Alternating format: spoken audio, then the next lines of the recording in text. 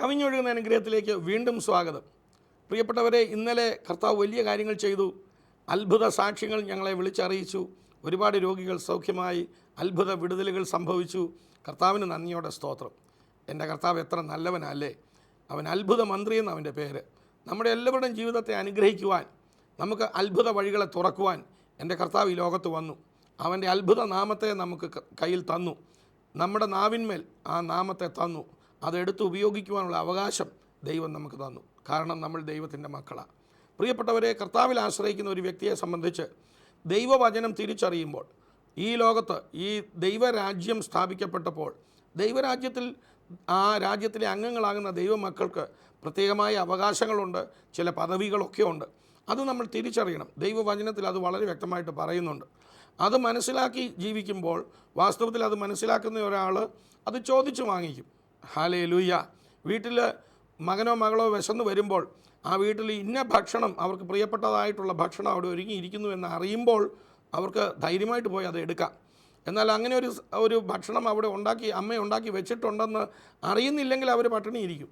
അതാ വ്യത്യാസം. എന്ന് പറഞ്ഞതുപോലെ തന്നെയാണ് ദൈവരാജ്യത്തിൽ നമുക്ക് വേണ്ടി ദൈവം ഒരുക്കിയിരിക്കുന്ന നന്മകൾ നമ്മൾ അറിയണം. അതിനു വേണ്ടിയിട്ടാണ്, അത് അറിയിക്കുവാൻ വേണ്ടിയാണ് ദൈവവചനം നമുക്ക് തന്നിരിക്കുന്നത്. ആ വചനത്തിൽ ഇങ്ങനെ പറയുകയാണ്, നിങ്ങൾ ദോഷത്തിന് ദോഷവും ശകാരത്തിന് ശകാരവും പകരം ചെയ്യാതെ അനുഗ്രഹം അനുഭവിക്കേണ്ടതിന് വിളിക്കപ്പെട്ടിരിക്കുന്നത് കൊണ്ട് അനുഗ്രഹിക്കുന്നവരാകുവീൻ. അപ്പോൾ അതിലേറ്റവും മികച്ചതിനെ തരുവാനാണ് സർവശക്തനായ ദൈവം നമ്മെക്കുറിച്ച് ആഗ്രഹിക്കുന്നതും. അത് നമുക്ക് ചോദിക്കാം. ദൈവസന്നിധിയിൽ നമ്മളത് ആവശ്യപ്പെടുമ്പോൾ, നമ്മൾ ആഗ്രഹിക്കുമ്പോൾ അതെല്ലാം കർത്താവ് നിറവേറ്റി തരും. അത് മനസ്സിലാക്കിയാലേ നമുക്കത് ചോദിക്കാൻ പറ്റത്തുള്ളൂ. അതുകൊണ്ട് ഇന്ന് നമ്മളൊരു അനുഗ്രഹിക്കപ്പെട്ട സന്ദേശം കേൾക്കാൻ പോവുകയാണ്.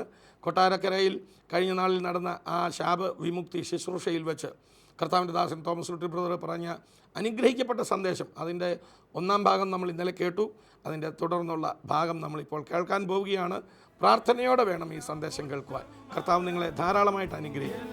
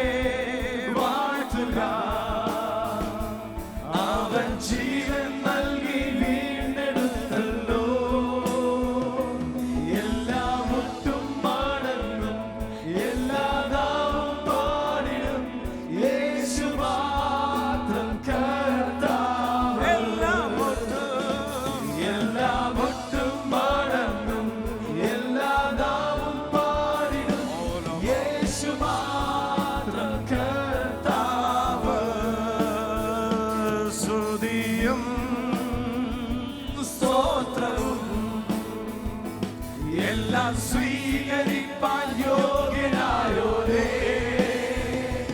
എല്ലാ മുട്ടും മടങ്ങും, എല്ലാ നാവും പാടിടും, യേശു മാത്രം കർത്താവ്. എല്ലാ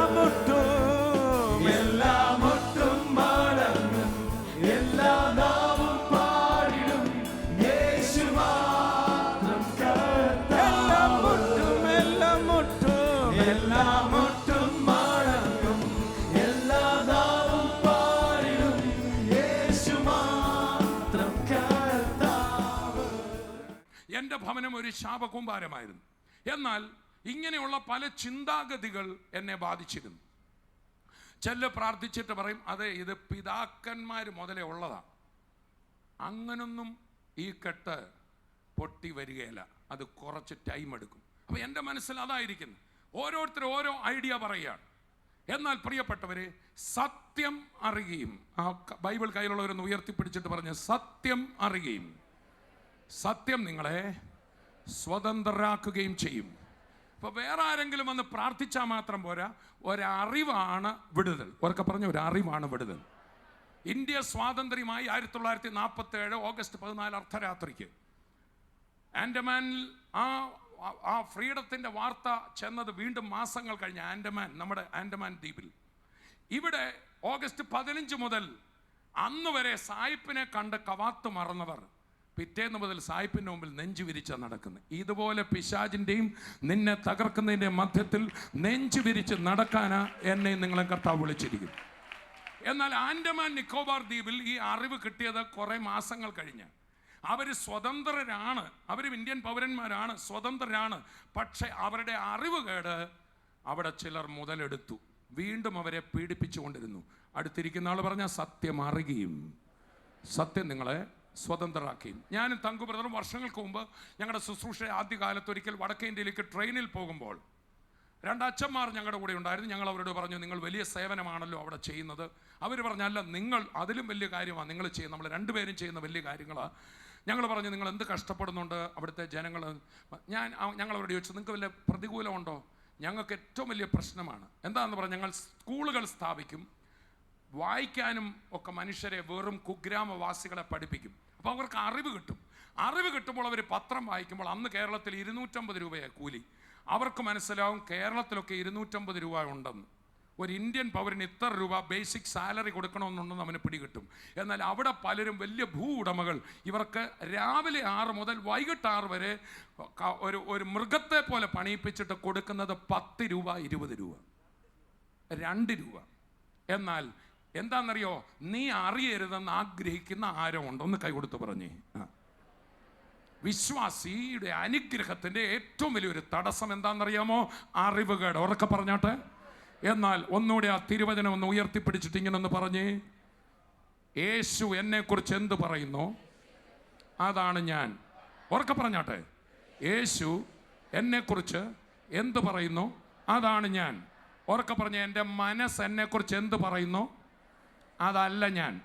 നാട്ടുകാരെന്നെക്കുറിച്ച് എന്ത് പറയുന്നു അതല്ല ഞാൻ. വചനം പറയുന്നു, എല്ലായിടത്തും എല്ലായ്പ്പോഴും ക്രിസ്തു മുഖേന നിനക്ക് ജയമുണ്ടെന്ന്. ആരോ നിന്നോട് പറഞ്ഞിട്ടുണ്ട് നിങ്ങളുടെ കുടുംബം മുഴുവൻ എന്നും ദാരിദ്ര്യത്തിൽ കിടക്കുമെന്ന്. എന്നാൽ വചനം പറയുന്നു നമ്മുടെ കർത്താവായ യേശു ദരിദ്രനായത് നിന്നെ സമ്പന്നനാക്കാനാണെന്ന്. ആരോ നിന്നോട് പറഞ്ഞു നിനക്ക് എപ്പോഴും ഒരു ക്ഷീണമാണെന്ന്. എന്നാൽ ദൈവവചനം പറയുന്നു എന്നെ ശക്തനാക്കുന്നവൻ മുഖാന്തരം എനിക്ക് സകലവും ചെയ്യുവാൻ കഴിയും. ചേർന്ന് കർത്താവിനെ സ്തുതിക്കാം. എത്ര പേര് പറയുന്നു ഇന്ന് മുതൽ വചനമേ ഞാൻ വിശ്വസിക്കത്തുള്ളൂ? എന്നാലൊന്ന് ഉയർത്തിപ്പിടിച്ച് പറഞ്ഞ്. എന്തോ പറയണം? ഈ വചനത്തിൽ യേശു, അപ്പോസ്തലന്മാർ എന്നെക്കുറിച്ച്, ഒരു ക്രിസ്തു വിശ്വാസിയെക്കുറിച്ച് എന്ത് പറയുന്നു അതാണ് ഞാൻ. ഹല്ലേലൂയ. എൻ്റെ മനസ്സ് എന്നെക്കുറിച്ച് എന്ത് പറയുന്നു അതല്ല ഞാൻ. ഒന്ന് പറഞ്ഞേ. ഇനി വിളിച്ചു പറഞ്ഞു, ഈ വചനം എന്നെക്കുറിച്ച് എനിക്ക് എന്തൊക്കെ അവകാശമുണ്ടെന്ന് പറയുന്നു അതെല്ലാം എനിക്കുണ്ട്. ഒന്നുകൂടെ വിളിച്ചു പറഞ്ഞു, ഈ വചനം എനിക്ക് ഏതെല്ലാം വാഗ്ദത്തങ്ങൾ ഉണ്ടെന്ന് പറയുന്നു അതെല്ലാം എനിക്കുണ്ട്. ഞാൻ നിങ്ങളോട് ചോദിക്കട്ടെ, പഴയ നിയമത്തിലെയും പുതിയ നിയമത്തിലെയും എത്ര വാഗ്ദത്തങ്ങൾക്ക് വേണ്ടി നമുക്ക് പ്രാർത്ഥിക്കാം? 2 കൊരിന്ത്യർ 1:20. ദൈവത്തിന്റെ വാഗ്ദത്തങ്ങൾ എത്രയുണ്ടെങ്കിലും. ഹലോ, ദൈവത്തിന്റെ വാഗ്ദത്തങ്ങൾ എത്രയുണ്ടെങ്കിലും. ഉറക്കെ പറ. ഉറക്കെ പറ. എത്രയുണ്ടെങ്കിലും അവനിൽ ഉവ്വെന്നത്രേ. അതുകൊണ്ട് ഞങ്ങളാൽ ദൈവത്തിന് മഹത്വം ഉണ്ടാകുമാറ് അവനിൽ ആമേൻ എന്നും തന്നെ. ഈ തിരുവചനത്തിൽ പഴയ നിയമത്തിലാകട്ടെ പുതിയ നിയമത്തിലാകട്ടെ ഉള്ള മുഴുവൻ വാഗ്ദത്തങ്ങൾക്കും ക്രിസ്തു നിമിത്തം നീ അവകാശമായി. യഹൂദന് മാത്രം കിട്ടുമായിരുന്ന വാഗ്ദത്തങ്ങൾ പോലും ക്രിസ്തു മുഖേന എനിക്ക് നിങ്ങൾക്കും അവകാശമായതിനായി ഒരു ഹല്ലേലൂയ പറഞ്ഞാട്ട്. ഇന്നലെ തങ്കു ബ്രദർ ഒരു സാക്ഷ്യം പറഞ്ഞു. വർഷങ്ങൾക്ക് മുമ്പ് തന്നോടൊരു ദൈവദാസൻ ഒരു ദൂത് പറഞ്ഞു. ഇങ്ങനെ പറഞ്ഞു. അന്ന് ആ ദൈവദാസൻ തങ്കു ബ്രദറിൻ്റെ വീട്ടിൽ ചെന്നു. തങ്കു ബ്രദർ ബിസിനസ് എല്ലാം വലിയ പ്രശ്നത്തിലായി, തളർന്നു. അങ്ങനെ തൻ്റെ ആധാരം പണയം വെച്ചിരിക്കുക. ഇത് തങ്കു ബ്രദറിൻ്റെ അമ്മയ്ക്ക് അറിയില്ല. അമ്മച്ചി അന്ന് പ്രായമായിരിക്കുക, തങ്കു ബ്രദറിൻ്റെ പിതാവില്ല. അവരങ്ങനെ ഒന്നിച്ച് വളർന്നതാണ്. ഈ ദൈവദാസനെ വീട്ടിൽ നിന്നിട്ട് ദൂത് പറഞ്ഞു, ഈ ആധാരം വീട്ടിൽ വരാതെ അമ്മച്ചി ഈ ലോകത്തിൽ നിന്ന് പോകത്തില്ല, നന്മ കാണും. അങ്ങനെ ഇരിക്കുമ്പോൾ അടുത്ത കുറച്ച് മാസങ്ങൾക്ക് ശേഷം അമ്മച്ചി വളരെ സീരിയസ് ആയി. ഞാൻ ഓർക്കുന്നുണ്ട്, ഞങ്ങളൊക്കെ ഹോസ്പിറ്റലിൽ പോയി വളരെ സീരിയസ് ആയി. ഒടുവിൽ ഡോക്ടർ വന്നിട്ട് തങ്കുബ്രദറിനോട് പറഞ്ഞു, മാത്യു ഭാരപ്പെടണ്ട. തങ്കുബ്രദറിൻ്റെ ഒരു സുഹൃത്ത് തന്നെയാണ്. ഭാരപ്പെടണ്ട, ഇത്രയും നാളൊക്കെ അമ്മച്ചിയെ കണ്ടല്ലോ, ഇനി പ്രതീക്ഷിക്കേണ്ട, സിങ്കിങ് സ്റ്റേജാന്ന് പറഞ്ഞു. ഉടനെ തങ്കുബ്രദർ ഡോക്ടറോട് പറഞ്ഞു, ഡോക്ടർ ഒന്നും പേടിക്കണ്ട, അമ്മച്ചി, എൻ്റെ അമ്മച്ചി ഇപ്പം മരിക്കത്തില്ല, അവിടെ പോയി ബാക്കി കാര്യം ചെയ്തു, ജീവനോടെ ആരോഗ്യത്തോടെ വീട്ടിൽ കൊണ്ടുവന്ന് പറഞ്ഞു. പ്രിയപ്പെട്ടവരെ, ഇവർ തിരിച്ചു ചെന്നു. അമ്മച്ചിക്ക് വീണ്ടും ചില കാര്യങ്ങൾ, ചികിത്സകളൊക്കെ ചെയ്തു. അല്പ മിനിറ്റുകൾക്ക് ശേഷം വന്നിട്ട് പറയാണ്, ഒരു വലിയ അത്ഭുതം കാണാനുണ്ട്, ജീവൻ തുടിക്കുന്നു. ആ അമ്മച്ചി വീണ്ടും വർഷങ്ങൾ ജീവിച്ചു. ആ വീട് പൂർണ്ണമായും വിടുതലാകുന്നത് കണ്ടു, കടഭാരത്തിൻ്റെ കെട്ടുകൾ പൊട്ടുന്നത് കണ്ടു, അത്ഭുതങ്ങൾ നടക്കുന്നത് കണ്ടു. ചേർന്ന് കർത്താവിനെ സ്തുതിക്കാം. മറ്റൊരു ദൈവദാസൻ, കോട്ടയത്ത് വന്ന് ശുശ്രൂഷിച്ചൊരു ദൈവദാസൻ, താൻ വിദേശത്തൊരു സ്ഥലത്ത് ശുശ്രൂഷിച്ചുകൊണ്ടിരിക്കുമ്പോൾ തൻ്റെ മൊബൈൽ ഒരു കോൾ വന്നു. ഇതാണ്, നിങ്ങളുടെ സഹോദരൻ ഒരു ആക്സിഡൻറ്റിൽ പെട്ടിരിക്കുകയാണ്, മരണത്തോട് മല്ലടിക്കുകയാണ്, നിങ്ങൾ വേഗം വരണം. പ്രസംഗം പകുതിയായപ്പോൾ ഒരാൾ ഓടി വന്ന് ഇത് പറയുകയാണ്. ഉടനെ അദ്ദേഹം തിരിഞ്ഞിട്ട് പറഞ്ഞു, എൻ്റെ സഹോദരൻ ഇപ്പം മരിക്കത്തില്ല, ഞാൻ ഈ പ്രസംഗം കഴിഞ്ഞേ പോകത്തുള്ളൂ. Praise the Lord. എന്താ അതിൻ്റെ കാരണമെന്നറിയാമോ? അദ്ദേഹത്തിന് ഇതുപോലെ ദൂത് പ്രവചനം കിട്ടിയില്ല. അദ്ദേഹം ഒരു വാക്യം പെട്ടെന്ന് ഓർത്തു, കർത്താവായ യേശുവിൽ വിശ്വസിക്കാം, എന്നാൽ നീയും നിൻ്റെ കുടുംബവും രക്ഷ പ്രാപിക്കും. നിങ്ങൾ ഒറ്റയ്ക്ക് യേശുവിൽ വന്നതാണെങ്കിൽ, വീട്ടുകാർ രക്ഷിക്കപ്പെടാനുണ്ടെങ്കിൽ ആ വാക്യം ചുമ്മാ വായിച്ചു വിടരുത്. കാണാപ്പാടോ മനപ്പാടോ ആക്കാനുള്ളതല്ല. വാക്യത്തെ പിടിച്ചിട്ട് പറയണം, ഈ വാഗ്ദത്തം എനിക്കുള്ളത്. ഒരു വ്യക്തി ഒരു വീട്ടിൽ കർത്താവിൽ വന്നാൽ ആ വീട് മുഴുവൻ രക്ഷിക്കപ്പെട്ടേ മതിയാകത്തുള്ളൂ. ചേർന്ന് കർത്താവിനെ സ്തുതിക്കാൻ. നിങ്ങൾക്ക് കേൾക്കണം, അദ്ദേഹം പറഞ്ഞു, ഞാൻ പ്രസംഗം പൂർത്തീകരിക്കും. പ്രിയപ്പെട്ടവരെ, ഈ വാക്യം മുറുകെ പിടിച്ചുകൊണ്ട് അദ്ദേഹം പ്രാർത്ഥിച്ചു. കാരണം അദ്ദേഹത്തിൻ്റെ ജ്യേഷ്ഠൻ രക്ഷിക്കപ്പെട്ടിരുന്നില്ല. അദ്ദേഹം ആ തവണ ആക്സിഡൻറ്റിൽ അത്ഭുതകരമായി വിടുതൽ പ്രാപിച്ചു. തുടർന്നൊരു ദൈവ പൈതലായി ഇന്നും ജീവനോടിരുന്ന് കർത്താവിൻ്റെ പ്രവൃത്തിയെ വർണ്ണിക്കുന്നു. നമുക്കൊന്ന് കരമടിച്ച് കർത്താവിനെ സ്തുതിക്കാം. മക്കളെങ്കിലോ നാം അവകാശികളാ. ഉറക്കെ പറഞ്ഞേ, നാം അവകാശികളാ, കൂലിക്കാരല്ല. പിന്നെ നമ്മൾ ആരാണ്? അതുകൊണ്ട് അജ്ഞതയെ പിശാച് മുതലെടുക്കും. അതുകൊണ്ടാണ് നമ്മളിങ്ങനെ വായിക്കുന്നത്, സാത്താൻ്റെ തന്ത്രങ്ങളെ നാം അറിയാതിരിക്കരുത്. എന്തെന്നാൽ 2 കൊരിന്ത്യർ 1:11 അജ്ഞത മുതലെടുക്കും. ഉറക്കെ പറഞ്ഞേ, അജ്ഞത മുതലെടുക്കും. അജ്ഞത മുതലെടുക്കാതിരിപ്പാൻ സ്വത്രം വചനം നമ്മൾ പറയണം. ഈ നാളുകളിൽ ആൾക്കാർക്കൊക്കെ കമ്പ്യൂട്ടർ എഡ്യൂക്കേഷൻ ഉണ്ട്, കമ്പ്യൂട്ടർ ലിറ്ററസി നമുക്കൊക്കെ ഉണ്ട്. അത്യാവശ്യം ഒരു മെയിൽ എടുക്കാൻ, മൊബൈൽ ഫോണിൽ ഒരു വാട്സാപ്പ് എടുക്കാനൊക്കെ നമുക്കറിയാം. പിള്ളേർക്ക് വരെ അറിയാം. ഉണ്ടായി വരുന്ന പിള്ളേർ നേരെ വാട്സാപ്പിലാണ് കുത്തുന്നു. ആ ഒരു കാലമായിരിക്കുക. നമ്മളെക്കായിൽ അവർക്ക് മൗസ് പിടിക്കാനും ഒക്കെ അറിയാം. കമ്പ്യൂട്ടർ ലിറ്ററസി അവർക്കുണ്ട്. പക്ഷേ ഈ ബൈബിളിനെ കുറിച്ച് ഞാൻ ഒരു കാര്യം പറയാം. ഇത് ക്രിസ്ത്യാനികൾക്കുള്ളതല്ല, മനുഷ്യൻ എന്ന് പേരുള്ളവർക്കുള്ളതാ. മനുഷ്യൻ എന്ന് പേരുള്ളവർ ഇവിടെ ഉണ്ടെങ്കിൽ ഒരു ഹല്ലേലൂയ പറഞ്ഞാട്ടെ. കാരണം ഈ പുസ്തകം ക്രിസ്ത്യാനിയെ അല്ല അഡ്രസ് ചെയ്യുന്നത്. ഈ പഴയ നിയമത്തിലൊരു വാക്യം ഇങ്ങനെയാണ്, സകല ഭൂസീമാവാസികളുമേ വന്ന് കേൾപ്പീൻ, ഇതാ നിന്നോടുള്ള ദൈവത്തിൻ്റെ ആലോചന. യേശു പറഞ്ഞു വിടുമ്പോൾ ഇങ്ങനെ പറഞ്ഞു, നിങ്ങൾ ഭൂലോകത്തിലൊക്കെ പോയി സകല സൃഷ്ടിയോടും ഈ നല്ല വാർത്ത പറയണം. ഏത് നല്ല വാർത്ത? ഈ വാഗ്ദത്തം നിങ്ങൾക്കും ഉള്ളതാ. കൈകൊടുത്ത് പറ. നിങ്ങൾ ഏത് സഭയാ, ഏത് മതമാ, ഏത് ജാതിയാ, ഏത് വർഗമാ എന്നൊന്നും ചോദിച്ചില്ല. സുറോഫോയിനീഷ്യ ജാതിയിൽപ്പെട്ട സ്ത്രീ, അവൾ യഹൂദ സ്ത്രീ അല്ലായിരുന്നു, ക്രിസ്ത്യാനി അല്ലായിരുന്നു, കത്തോലിക്ക അല്ലായിരുന്നു, ഒരു സഭക്കാരത്തിയും അല്ലായിരുന്നു, സ്വർഗീയ വിരുന്നുമല്ലായിരുന്നു. അവളൊരു മനുഷ്യ സ്ത്രീ ആയിരുന്നു. മനുഷ്യ സ്ത്രീയും പുരുഷന്മാരും ഒന്ന് കൈ ഉയർത്തിപ്പിടിച്ചേ. നിങ്ങൾക്കുള്ള വാഗ്ദത്തങ്ങളാ യേശു മുഖേന ഞാനിവിടെ വിളിച്ചു പറയുന്നത്. രോഗശാന്തി നിങ്ങൾക്കുമുണ്ട്. വിശ്വസിക്കുന്ന നിമിഷം വിടുതൽ നിങ്ങൾക്കുമുണ്ട്. കരമടിച്ച് വായി തുറന്ന് കർത്താവിനെ സ്തുതിക്കാം. വായിച്ചാട്ട്, നമ്മുടെ അജ്ഞതയെ പിശാച് മുതലെടുക്കുന്നു. അന്ന് അച്ഛന്മാർ പറഞ്ഞതുപോലെ അജ്ഞതയെ മുതലെടുക്കുന്ന ഒരു ശക്തിയുണ്ട്. വായിക്കാം. സാത്താൻ നമ്മെ തോൽപ്പിക്കരുത്, അവന്റെ തന്ത്രങ്ങളെ നാം അറിയാത്തവരല്ലോ. ഇവിടെ തോൽപ്പിക്കുക എന്നുള്ളത് ഇംഗ്ലീഷിൽ lest Satan take advantage of you എന്നാ. ഒരു ദൈവവചനെ പിശാചിന് ഒരിക്കലും പൂർണ്ണമായി തോൽപ്പിക്കാനൊക്കത്തില്ല. കാരണം യേശു അവനെ എന്നേക്കുമായി ജയിച്ചിരിക്കുക. മുതലെടുക്കരുത്. ഒന്ന് പറഞ്ഞേ, മുതലെടുക്കരുത്. ഉറക്കെ പറഞ്ഞേ, മുതലെടുക്കരുത്. എങ്ങനെ? നിങ്ങളുടെ അറിവില്ലായ്മ അവൻ മുതലെടുക്കരുത്. നമ്മൾ അറിയണം, ഞാൻ അവകാശിയാണ്, എനിക്ക് വിടുതലുണ്ട്, കർത്താവിൻ്റെ വാഗ്ദത്തങ്ങൾ എനിക്കുള്ളതാണ്. ചേർന്ന് കർത്താവിനെ സ്തുതിക്കാം. നമ്മൾ പറഞ്ഞുകൊണ്ടിരുന്നത് ആ സുറഫോയിനിഷ്യ ജാതിയിൽപ്പെട്ട സ്ത്രീയെക്കുറിച്ചായിരുന്നല്ലോ. ആ സുറഫോയിനിഷ്യ ജാതിയിൽപ്പെട്ട സ്ത്രീ, അവൾ നോക്കുക, അവൾ ഞാൻ പറഞ്ഞല്ലോ, അവൾ ക്രിസ്ത്യാനിയല്ല, അവൾ യഹൂദ സ്ത്രീയല്ല, അവൾ യേശുവിൻ്റെ ശിഷ്യന്മാരിൽപ്പെട്ടതല്ല. അവൾക്ക് ഈ മീറ്റിങ്ങിന് കയറി ഇരിക്കാവോ എന്ന് വരെ ചിന്തയുണ്ട്.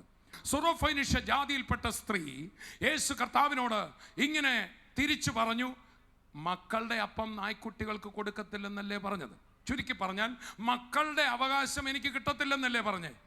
പക്ഷെ ഞാനും അവകാശത്തെക്കുറിച്ച് പറയാൻ പോവാ. എല്ലാവരും ഒന്ന് പറഞ്ഞേ, ഞാനും അവകാശത്തെക്കുറിച്ച് പറയാൻ പോവാ.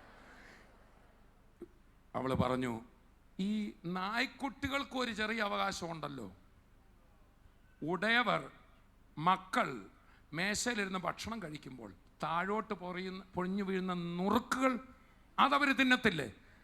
ഓക്കെ, മക്കളുടെ അപ്പമാണല്ലോ രോഗശാന്തി, അത് കൊടുത്തു, അവർക്കൊക്കെ കൊടുത്തു, എല്ലാവരും സൗഖ്യമാകുന്നുണ്ടല്ലോ. രക്തസ്രവക്കാരി സൗഖ്യമായി, ലാസർ വിടുതലായി, വീട്ടുകാരൊക്കെ വിടുതലായി. പക്ഷേ എനിക്ക് ആ നുറുക്കുകൾ മതി, എൻ്റെ കൊച്ചു സൗഖ്യമാകും. നിന്റെ മേശയെന്ന് വീഴുന്ന നുറുക്കുകൾക്കകത്ത് രോഗശാന്തി ഉണ്ട്. എൻ്റെ മോളെ പിടിച്ചിരിക്കുന്ന കഠിന ഭൗതോപദ്രവത്തിന് വിടുതലുണ്ട്, ക്യാൻസറിന് വിടുതലുണ്ട്. ചേർന്ന് കർത്താവിനെ സ്തുതിക്കാം. മക്കളുടെ അപ്പമാണ് രോഗശാന്തി. ചേർന്ന് കർത്താവിനെ സ്തുതിക്കാം. ഉടനെ കർത്താവ് തിരിഞ്ഞിട്ട് ഇങ്ങനെ പറഞ്ഞു, മകളെ, നിന്റെ കുഞ്ഞിന് ഇപ്പോൾ തന്നെ സൗഖ്യമായിരിക്കും. നമ്മൾ പിന്നെ വായിക്കുന്നു, ഇത് പറഞ്ഞ നിമിഷം വിദൂരത്തിൽ ആ കുഞ്ഞ് സൗഖ്യമായി.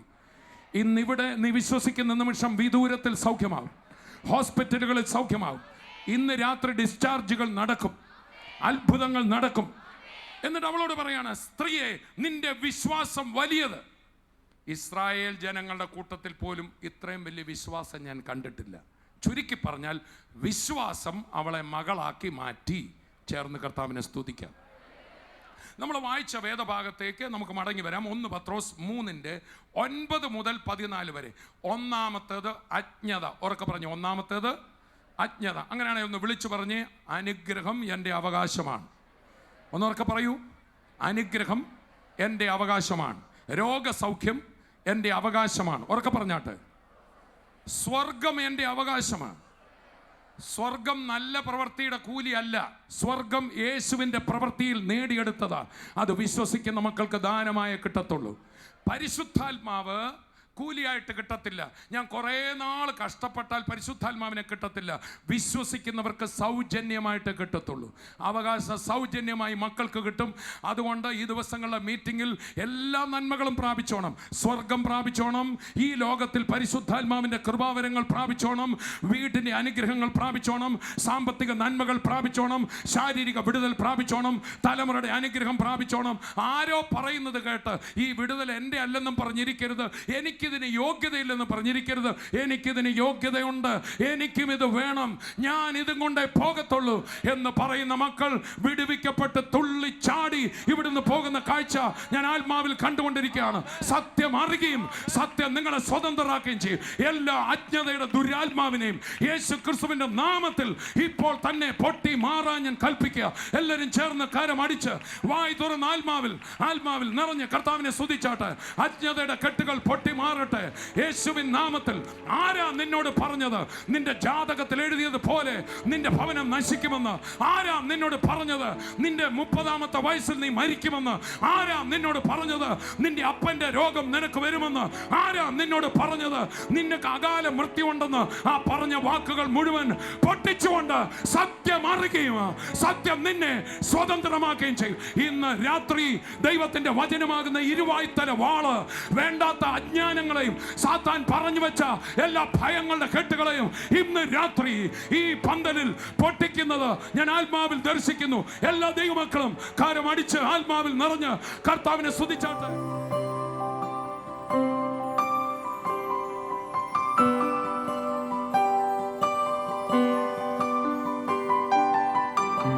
സൗകര്യ അത്ഭുത സൗഖ്യമാ.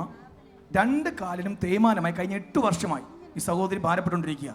ഈ സഹോദരി ഇന്ന് പ്രാർത്ഥിച്ചുകൊണ്ടിരിക്കുമ്പം ആരാണ്ട് കൈവച്ച് പ്രാർത്ഥിച്ചു, ആരോ സഹോദരി കൈവച്ച് പ്രാർത്ഥിച്ചു, ദേഹം മുഴുവൻ തണുപ്പ് അനുഭവപ്പെട്ടു, പൂർണ്ണ സൗഖ്യം കാൽമുട്ടിനായി.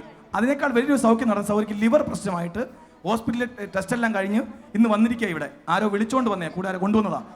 പ്രാർത്ഥിക്കുന്ന സമയത്ത് ലിവർ തിരിച്ചു മറിച്ച് വെക്കുന്ന ഒരു അനുഭവം വൈറ്റിനകത്ത് സൗകര്യക്കുണ്ടായി. അങ്ങനെ ആ പൂർണ്ണ സൗഖ്യം കർത്താവ് കൊടുത്തു. സ്തോത്രം. 2 സൗഖ്യങ്ങളാണ്. ലിവർ ഇങ്ങനെ എടുത്ത് മറിച്ച് വെക്കണ പോലെ തോന്നിയത്. നമ്മുടെ വയറിനകത്ത് ലിവർ എടുത്ത് മറിച്ച് വെക്കുന്ന പോലെ തോന്നി. ഞാനിങ്ങനെ ശരീരം തളർന്നിങ്ങനെ മറിഞ്ഞ് കസേരയിലോട്ട് ഇരുന്ന് ഈ പ്രാർത്ഥനയ്ക്കിടെ. പിന്നെ ഞാൻ 8 വർഷമായിട്ട് എല്ലാ മരുന്നും കഴിക്കുന്ന ഒരാളാണ്. ഷുഗർ, കൊളസ്ട്രോൾ, BP, തൈറോയ്ഡ് എല്ലാം. കാലുമുട്ട് തേയ്മാനം ഉണ്ടായിരുന്നു. അതും സൗഖ്യമായി. എനിക്ക് കുറേ നേരം നിൽക്കുമ്പം നടന്നു വരാൻ പറ്റൂല. അപ്പൊ ഞാൻ അവിടെ നിന്ന് നടന്നാ വന്നത്. ഒരു കുഴപ്പമില്ല. ഇല്ല, കുഴപ്പമില്ല. കരമടിച്ച് നമുക്ക് കർത്താവിനെ സ്തുതിക്കാം. ഈ അമ്മച്ചിക്ക് 5 വർഷത്തിലധികമായി നട്ടലിന് തേയ്മാനമായിരുന്നു. അതുകൊണ്ട് നടക്കാൻ വയ്യായിരുന്നു, കുനിയാൻ ഒട്ടും വയ്യായിരുന്നു. എന്ന് പ്രാർത്ഥിച്ചുകൊണ്ടിരിക്കുമ്പോൾ യേശുവെ എന്ന് വിളിച്ച് പ്രാർത്ഥിക്കുന്ന സമയത്ത് ഈ അമ്മച്ചി പറഞ്ഞത് എങ്ങനെയാണ്? എന്നെ ഒരു സഹോദരി കൊണ്ടുവന്നതാണ്. എൻ്റെ നടുവിന് പിടിച്ചുകൊണ്ടാണ് മുമ്പേ ഇവിടെ പ്രാർത്ഥിച്ചപ്പോൾ ഞാൻ അവിടെ ഇരുന്ന ഉടനെ എനിക്ക് നട്ടലിന് ഒരുമാതിരി ഒരു മിന്നൽ പോലെ വന്നു. ഇപ്പോൾ ഒരു ശകലം വേദനയില്ല, ഒരു ശകലം പോലും വേദനയില്ലാതെ കർത്താവ് സൗഖ്യമാക്കിയതിനായി ആണ്ട് അമ്മച്ചി കുനിഞ്ഞു എഴുന്നേക്കുന്നു. എങ്ങനുണ്ട്? ഇപ്പം വേദന ഇവിടെ ഇല്ല, കുനിഞ്ഞിട്ടും കുഴപ്പമില്ല. എന്തോ ഇപ്പോൾ നടുവിന് ഒരു കുഴപ്പമില്ല. കാരം അടിച്ച് കർത്താവിനെ സ്തുതിക്കാം. തോമസ് 2 വർഷമായിട്ട് സിസ്റ്ററിനെ ഡോക്ടർമാരെ കാണിച്ചു. 5 ബ്ലോക്ക് ഉണ്ടെന്ന് ഡോക്ടർമാർ സ്ഥിരീകരിച്ചു. ഓപ്പറേഷന് വേണ്ടി റെഡി ആയിരിക്കുകയായിരുന്നു. പക്ഷേ ഇന്നത്തെ മീറ്റിങ്ങിൽ പ്രാർത്ഥിച്ചുകൊണ്ടിരിക്കുന്ന സമയത്ത് സിസ്റ്റർ പറയുകയാണ്, ആരാധന ശക്തമായ സമയത്ത് തൻ്റെ ശരീരത്തിൽ നിന്നും എന്തോ ഒരു കറുത്ത രൂപം ഇറങ്ങിപ്പോകുന്ന ഈ സഹോദരി കണ്ടു. അതിനുശേഷം ഇപ്പം ശ്വാസം മുട്ടലില്ല, വിങ്ങലില്ല, ഒരു കുഴപ്പവുമില്ല.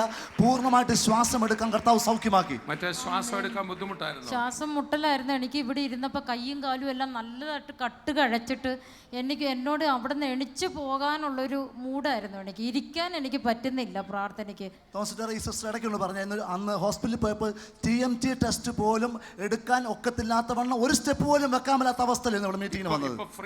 ഇപ്പൊ ഫ്രീ ആയി, എനിക്ക് ശ്വാസം നല്ലതായിട്ട് എടുക്കാൻ പറ്റുന്ന, എനിക്ക് ആശ്വാസം ഇല്ല, കുഴപ്പമില്ല. കാരം അടിച്ച് നമുക്ക് കർത്താവിനെ സ്തുതിക്കാം. തോമസ് ഈ ബ്രദറിന് 2 കാലുകൾക്കും ബ്ലഡ് സർക്കുലേഷൻ്റെ കുറവായിട്ട് തനിക്ക് നടക്കാൻ മേലാത്തൊരു സമയം വന്നപ്പോൾ അമൃത ഹോസ്പിറ്റലിൽ പോയി ചെക്ക് ചെയ്തു. ഡോക്ടർ പറഞ്ഞു ബ്ലഡ് സർക്കുലേഷന് പ്രോബ്ലമാണെന്ന് പറഞ്ഞു. അങ്ങനെ 4 മാസമായി കണ്ടിന്യൂസ് ആയിട്ട് മെഡിസിൻ എടുത്തുകൊണ്ടിരിക്കുകയായിരുന്നു. ഇന്ന് പ്രാർത്ഥിച്ചുകൊണ്ടിരിക്കുമ്പോൾ യേശു തൊട്ടു, ബാക്കിയുള്ളത് ഈ ബ്രദർ വരും പൂർണ്ണ സൗഖ്യമായി. ഇപ്പം നടക്കാം, ഓടാം, ഒരു കുഴപ്പമില്ല. ബ്ലഡ് സർക്കുലേഷൻ്റെ കുറവായിരുന്നു. അവിടെ സ്കാൻ ചെയ്തപ്പോൾ പറഞ്ഞു ഞരമ്പിന് രക്തയോട്ടം കുറവുണ്ട്, അതുകൊണ്ട് ഗുളിക കുറച്ച് നാൾ കഴിക്കണമെന്ന് പറഞ്ഞു. ഇന്ന് രാവിലെ ഞാൻ കഴിച്ചിട്ടാണ് വന്നത്. പക്ഷേ ഇവിടെ വന്ന് പ്രാർത്ഥിച്ചുകൊണ്ടപ്പോൾ എൻ്റെ 2 കാലും ശരിക്കും അങ്ങ് വേർത്തു. കാല് നല്ലപോലെ അങ്ങ് വേർത്തു. മറ്റേ കാലെ തൊടാൻ പോലും ഒക്കെ. അങ്ങനെ ഞാൻ കാലെ തൊട്ട് ഞെക്കിയൊക്കെ നോക്കിയപ്പോഴത്തേക്ക് എനിക്കൊരു വേദനയില്ല, ഒന്നുമില്ല. ഞാൻ നടന്നിവിടം വരെ വന്നു, സൗഖ്യമായി. പ്രാർത്ഥിച്ചുകൊണ്ടിരുന്ന കാല് വേർത്തു.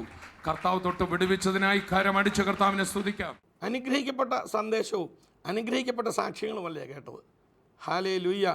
കർത്താവ് എത്ര നല്ലവനാണ്, അവൻ വാഗ്ദത്തങ്ങളിൽ വിശ്വസ്തനാണ്. പ്രിയപ്പെട്ടവരെ, ഈ സത്യം മനസ്സിലാക്കുമ്പോൾ, യേശുവിൻ്റെ വാഗ്ദത്തങ്ങൾ തിരിച്ചറിയുകയും യേശു വാഗ്ദത്തങ്ങളിൽ വിശ്വസ്തനാണെന്ന് മനസ്സിലാക്കുകയും ചെയ്യുമ്പോൾ, അങ്ങനെ മനസ്സിലാക്കുന്ന ഒരു വ്യക്തി പ്രാർത്ഥിച്ച കാര്യങ്ങൾ നേടും. തൻ്റെ ജീവിതത്തിൽ താൻ ഒരിക്കലും ദാരിദ്ര്യത്തിലോ രോഗത്തിലോ ജീവിക്കേണ്ട ഒരു കാര്യവുമില്ല. യേശുവിൽ ആശ്രയിച്ച് പ്രാർത്ഥിച്ച് ആ വിടുതൽ നേടണം.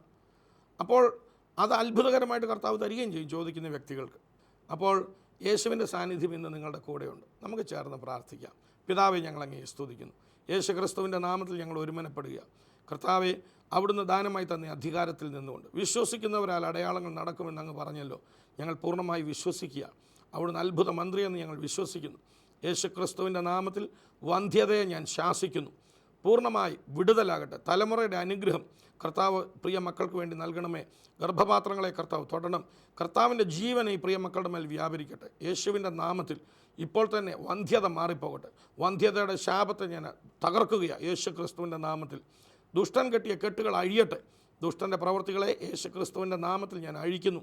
ഇപ്പോൾ തന്നെ സാമ്പത്തികമായി വിടുതലുകൾ ഉണ്ടാകട്ടെ. സാമ്പത്തിക മേഖലകളിൽ അത്ഭുതങ്ങൾ നടക്കട്ടെ. ബിസിനസ്സിൻ്റെ മേൽ, വ്യക്തികളുമായിട്ടുള്ള ബന്ധങ്ങളിൽ കർത്താവ് അത്ഭുതങ്ങളെ ചെയ്യണമെന്ന് പ്രാർത്ഥിക്കുന്നു. കർത്താവെ, കൈവിട്ടുപോയ ബിസിനസ്സുകളൊക്കെ മടങ്ങി വരട്ടെ. യേശു ക്രിസ്തുവിൻ്റെ നാമത്തിൽ കൈവിട്ടുപോയ കോൺട്രാക്റ്റുകൾ മടങ്ങി വരട്ടെ. തിരിച്ച് വിളിച്ച് അത് ഏൽപ്പിക്കുന്ന അനുഭവം ഉണ്ടാകട്ടെ. യേശു ക്രിസ്തുവിൻ്റെ നാമത്തിൽ ഞാൻ പ്രാർത്ഥിക്കുന്നു. കർത്താവ് അത്ഭുതം ചെയ്യണമേ എന്ന് പ്രാർത്ഥിക്കുക. അതുപോലെ തന്നെ വിദേശത്ത് പോകാൻ വിസായ്ക്ക് വേണ്ടി കാത്തിരിക്കുന്നവർക്ക് ആ വിസായെ ഞാൻ വിളിച്ചു വരുത്തുക യേശു ക്രിസ്തുവിൻ്റെ നാമത്തിൽ.